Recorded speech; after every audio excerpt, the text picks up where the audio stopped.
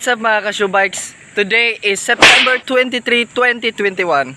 So, ang atong buhok karon guys, taas na kayo. Magpatupi na ta mga ka-shoe bikes. Kay hati-atinan niya kasal. So, magpakagwapo na ta. Anawa guys, mura nagsag og kukuk guys. So, ako na ibaliag kuan kay mo adto nako. Bye-bye.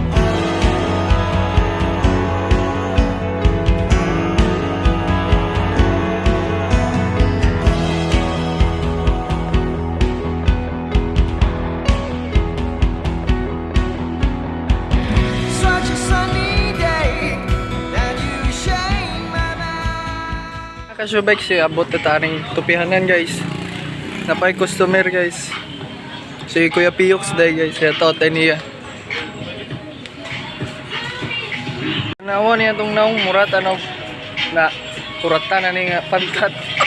So mapagupit ko kay maot na kayo ang kumbuhok guys. So thank you.